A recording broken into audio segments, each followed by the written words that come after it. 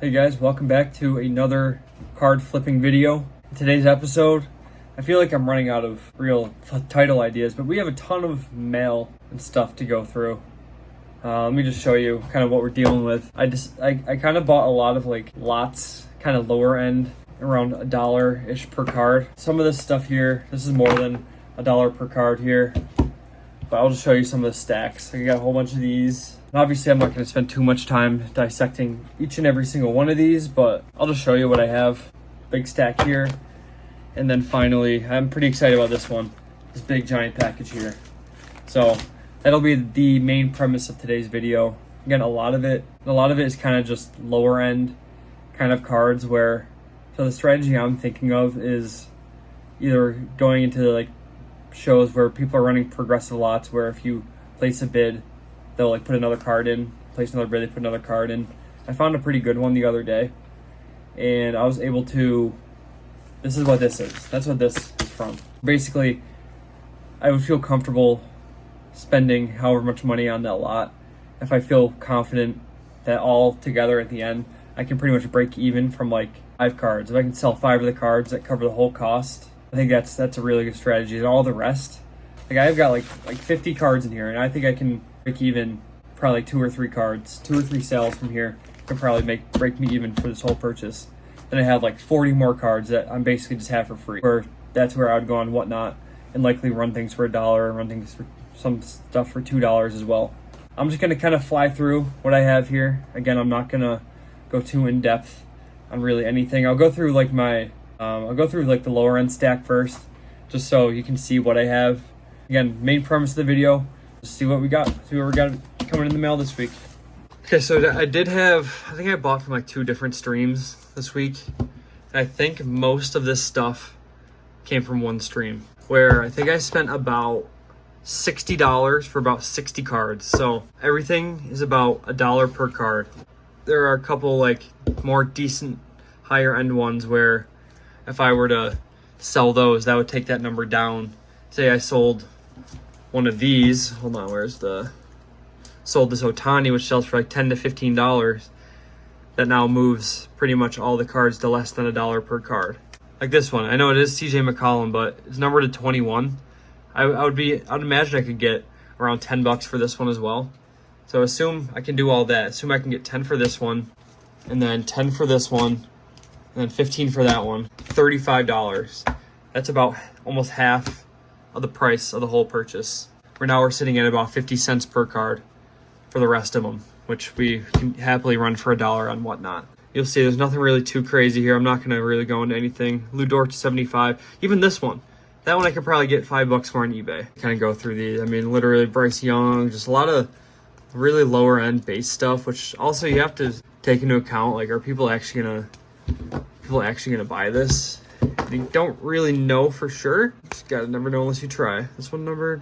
Quentin Nelson numbered. I'll leave that in the stack, I think. Jalen Green. There's a lot of rookies, a lot of like lower end stuff. This one's numbered to 59. Blue one, Kispert. This D Wade. This Wemby. Another Bryce Young, Dion. This is a hollow Dynamos. Can't really tell, but it is. Cade rookie. Bijan rookie. Numbered to 99 RJ. This is a hollow Toppin. An MJ. Bryce Young. I think some of this stuff was from the last video. Now that I'm looking at it, those MJs. Some of this stuff is mixed in, but yeah. Just imagine $1 per card until I can hopefully sell these for hopefully around 30 to 40 bucks. Covers vast majority of the cost. And then these were also part of that lot as well. Just a whole bunch of these medallion jersey number card relics, which are pretty cool. So a whole bunch of those. Yeah, so I'm just gonna go through this now. This stuff is more than $1 per card, and I'm gonna go through the giant package here in a minute. So this was another one of those celebrity autos that I've been buying from one place, one stream, numbered out of 10. I believe she was the armorer from The Mandalorian. But yeah, it actually sells for a decent amount. So another celebrity one, don't really know what he's from. Numbered 2, one of 2. This one is a Jamar Chase, numbered to 35. So this is a pretty decent card here. Roma Dunze blue scope. We've got a Bilal Coulibaly out of 35 patch. We have a Leonard Miller out of 49 patch. We have a Sadiq Bey auto out of 10. I think I bought this one for like $6 or $7, and it's just hard to pass up on an auto out of 10 for less than $10. Here's Larry Markkinen, Crown Royale out of 35 auto. This is out of the new Resurgence. Ricky Pearsall out of 149. I don't know if I showed this one or not. I might have. It's Jonathan Ogden out of 11. We have this cool Browns one, regeneration, numbered to 199. A couple more out of Resurgence. Cam Kinchens auto out of 99. Land McConkey out of 149. But now we're gonna rip into this is actually gonna be like a live reaction on this one. So I think everything in here, I believe you can see some little red stuff in the corner there. Everything in here, I believe, comes to around $2 per card. I think it's less. I think it's between $1.50 and $2 per card. We got some really good stuff in here. Let's just literally just open this up. Yeah, we got some slabbage, man. We got some serious slabs out of this one. I was kind of surprised how well I did with the slabs. Yeah, this one's on a one touch here. We have a Cade Cunningham Monopoly, 249. We have a Tony Gonzalez, Josh Allen Catapults. This is a Mike Evans rookie out of 499. This is a Gronk out of 299. Quentin Johnston, Orange Laser. We have a Treylon Burks auto out of 99. We have a Desmond King checker. We have a Lamine Yamal wild card out of 10 out of 10. We have a Will Anderson rookie sweater. Justin Fields Mosaic rookie. We have a Tutu Atwell die cut out of select rookie. Another Justin Fields select rookie. Chris Olave. We have Nolan Gorman Mojo. Kendry Miller triple patch out of 399. Matt Ryan green scope. It is numbered out of something, I can't tell. We have Tyler Algier out of 50. Ryan Baroki auto. Pretty cool one. We have a Tank Dell laser, orange laser rookie. Another Will Anderson. We got Chuba Hubbard out of 299 with cool little stars in the back. We have a Antonio Gates, not really sure what this sleeve is. Puka Nakua Phoenix rookie. We have a Puka optic rated rookie. Derek Carr, who just retired. And here's a Javonte Williams, 10 out of 10. We have Jaylen Brown blue select. This one's really cool actually. Walker Buehler aces from Mosaic. Trevor Lawrence rookie, whatever. Run that for $1 at some point. Warren Moon, whatever. Herbert select rookie. Here's another one of those catapults, but Drake London. But a lot of the stuff I'm about to show you, I am confident that is going to be worth quite a bit more. This one, maybe not so much. DJ Moore. We have an AJ Dillon RPA. You have a Jalen Hyatt gold standard RPA. Keenan Allen RPA out of totally certified. This was one of the bigger ones that I got, which I think can cover a large chunk. I think probably around $20 for this one. Now we have some PSA slabs. So imagine what we had there plus whatever we have here. Yes, we have a John Morant NBA Hoops rookie PSA 9. This one's not going to be super crazy. Probably around $10. We have a Ben Simmons Panini Complete PSA 9 rookie. Got a Pete Alonso, the now playing PSA 9. Again, probably around $10. Bryce Young Phoenix rookie PSA 8. We have this Bo Bichette Bowman Sterling rookie PSA 10. We have a Cam Whitmore PSA 10 out of Obsidian. And then this last one, Breece Hall RPA. This one's a PSA 8. So that's all my mail that I have in. Let me know how you think I did. Again, a lot of more quantity rather than real quality, but I did get some good quality as well. So I think that last lot I did really well on, especially if I sell all those slabs for about 10 a piece. That's about $60, and I spent about 90 on the whole lot. I feel very confident I'm going to break even on this second lot here that I bought. The first one, I'm not so sure. Time will tell.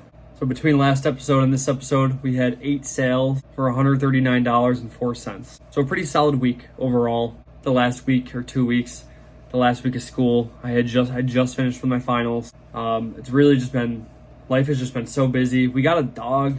We have a little puppy now, who's been a lot, takes up a lot of our time. So I haven't been really too great about listing my cards on eBay super consistently, which I think has been hurting my sales. The point of this series is to kind of serve as some inspiration for normal people who can't afford to do this as like a full-time job. Kind of do it for fun, maybe earn a little extra money.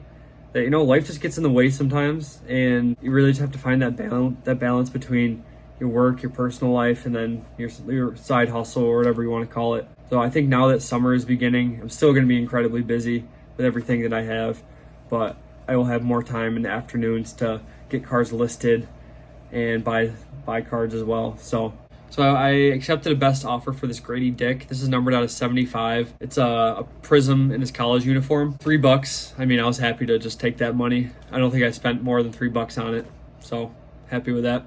This is a small one. Andrew Wiggins. This is numbered out of 199. Prism Deca. Accepted the best offer for $1.25. Just whatever. If he wanted it, he could have it. I'll just take the money back, even though it's like 60 cents. Whatever. Now this next one. This is Mike Trout. You guys saw this, I think, last episode, or maybe the episode before. It's like the super old, like 2012 Prism Mike Trout green. There was no comps at all on eBay. I accepted best offer for $35. I bought the card for like $6, so I'm very happy with that. I would have been happy taking that normally. Zach Randolph, a little sad to see the Zach Randolph one go. Big fan of Zebo back in the day. I'd always get him in 2K. Loved his post game and all that. Sold his cards. Accepted a best offer for $7. I had it listed for 10. I think I bought it for about 5, so made a little bit of money there. Now we sold this Michael Penix Silver, which is the biggest one I've sold. Prism Silver. I think I bought it for like 47, and then I ended up netting like 54. So I made almost like $10 on it, which is okay. I mean, I made some money on it. Didn't make as much as I thought, but that's just part of the game. Now here's a card that I was literally about to run for $1 or $2 and whatnot. Is this Anthony Gold Leaf Auto out of 5. I've had this thing for so long. It was crazy that somebody's randomly bought it out of the blue. Or they offered me like 10% off. Like, dude, I would have given it to you for like $2. So really happy with that.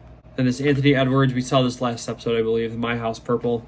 Just made it to the conference finals. No surprise that somebody bought that. I sold it for $2.99. Somebody bought it straight up. Not a super high-end card, just a cool one to look at. And then last night I did make a sale on Whatnot. I did a sale for $45.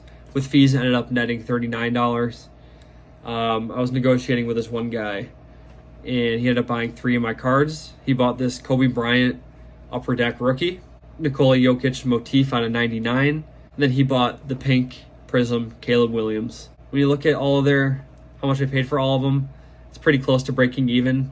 Now for the conclusion, we're just going to do what we normally do, hop over to the Excel sheet and kind of just see where we are at money-wise for the week. You can see the sales I mentioned earlier in the episode. And when you scroll down, you can see we are at $302.41 in sales. And then overall, minus $204.24, which is definitely still a decent amount. But, somebody said in the comments, you got to spend money to make money. Here's this turnover sheet. I don't know if this is really beneficial for me to look. This might just be more for me looking at comps, like what I bought it for and stuff. And then I just updated the graph here. Obviously, April seems like kind of an outlier currently, but we are still only a little over halfway through May, and we've already pretty much surpassed February, and we've already pretty much surpassed March. But April was just a giant, huge month for me. Yeah, let's see Excel sheet. Hopefully this number will be closer to 0 than it will be to negative 204 next week. So, yeah, thanks for watching, and I'll see you guys in the next one.